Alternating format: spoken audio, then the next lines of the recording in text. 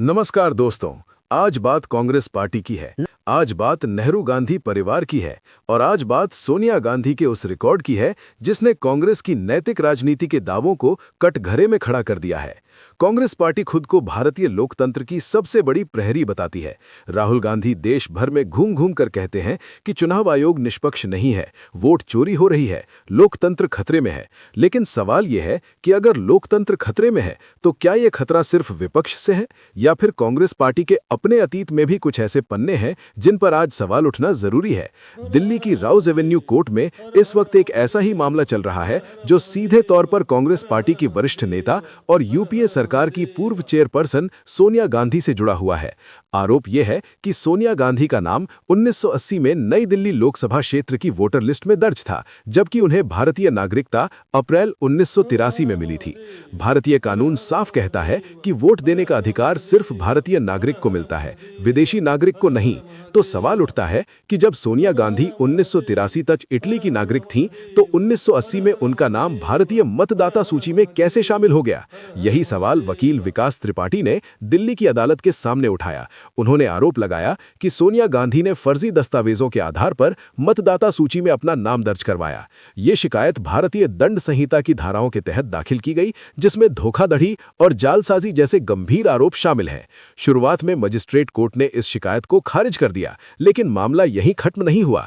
दिसंबर 2025 में sessions court ने revision petition स्वीकार की और सोनिया गांधी को नोटिस जारी कर दिया। और दोस्तों, यहीं से कांग्रेस पार्टी की परेशानी बढ़ गई। जैसे ही सोनिया गांधी को कोर्ट का नोटिस मिला, कांग्रेस के बड़े नेताओं में हड़कंप मच गया। बीजेपी ने इस मुद्दे को जोर शोर से उठाया। बीजेपी नेता अमित मालवीय ने पुराने चुनाव आयोग के रिकॉर्ड सामने रखे और दावा किया कि 1980 की वोटर लिस्ट में सोनिया गांधी का नाम दर्ज है। बीजेपी प्रवक्ता संबित पात्रा ने प्रेस कॉन्फ्रेंस कर कहा कि यह कोई राजनीतिक आरोप नहीं, बल्कि दस्तावेजी सच्चाई है। अनुराग ठाकुर ने कांग्रेस पर हमला बोलते हुए कहा कि यह वही पार्टी है जो अवैध तरीकों से सत्ता में आने का इतिहास रखती है।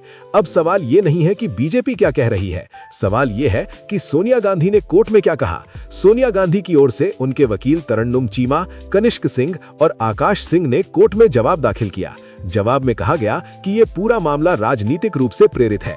यह भी कहा गया कि नागरिकता केंद्र सरकार का विषय है और वोटर लिस्ट चुनाव आयोग का। सोनिया गांधी के वकीलों का तर्क है कि आपराधिक अदालत इस मामले में हस्तक्षेप नहीं कर सकती। लेकिन दोस्तों, ये तर्क सुनने में कानूनी लगता है, पर जमीनी हकीकत कुछ और है। अगर आरोप यह है कि फर्जी दस्तावेजों का इस्तेमाल हुआ, तो ये सिर्फ चुनाव आयोग का मामला नहीं रह जाता, ये आपराधिक जांच का विषय बन जाता है। सोनिया गांधी ने यह भी कहा कि शिकायत में कोई ठोस सबूत नहीं है और ये 25-30 साल पुरानी मीडिया रिपोर्ट्स पर आधारित है। लेकिन सवाल फिर वही है, अगर आरोप गलत है तो 1980 की वोटर लिस्ट में नाम कैसे आया? कोर्ट में जवाब में इस सवाल का सीधा उत्तर नहीं है। कोई काउंटर डॉक्यूमेंट नहीं है, कोई स्पष्टीकरण नहीं है। दोस्तों, कांग्रेस पार्टी अक्सर कहती है कि पुराने मामले उछालना गलत है, लेकिन वही कांग्रेस दूसरों के दशकों पुराने मामलों को आज भी जिंदा रखती है। तो सवाल उठता है, पुराना मामला सिर्फ तब पुराना होता है जब वो कांग्रेस के खिलाफ हो। राहुल गांधी वोट चोरी का मुद्दा उठाते हैं, चुनाव आयोग पर सवाल खड़े करते हैं, लेकिन अपनी मां सोनिया गांधी के वोटर रिकॉर्ड पर एक शब्द नहीं बोलते। यही दोहरा मापदंड कांग्रेस पार्टी की सबसे बड़ी समस्या है। ये मामला सिर्फ सोनिया गांधी का नहीं है, ये कांग्रेस पार्टी की राजनीतिक नैतिकता का मामला है। कोर्ट अपना फैसला करेगी, लेकिन सवाल पूछना देशद्रोह नहीं है, क्योंकि लोकतंत्र में सबसे खतरनाक चीज सवालों की चुप्पी होती है। दोस्तों, इस पूरे मामले में एक बात बहुत साफ दिखाई देती है। कांग्रेस पार्टी इस वक्त जवाब देने की स्थिति में नहीं है, बल्कि बचाव की मुद्रा में खड़ी है। और राजनीति में जब कोई पार्टी सवालों का जवाब देने के बजाय कानूनी पेचों के पीछे छिपने लगती है, तो समझ लीजिए कि मामला सिर्फ राजनीति का नहीं रह जाता। सोनिया गांधी के वकीलों ने अदालत में ये जरूर कहा कि ये केस राजनीतिक रूप से प्रेरित है, लेकिन उन्होंने ये नहीं बताया कि 1980 में नई दिल्ली लोकसभा क्षेत्र की वोटर लिस्ट में सोनिया गांधी का नाम किस आधार पर जोड़ा गया था।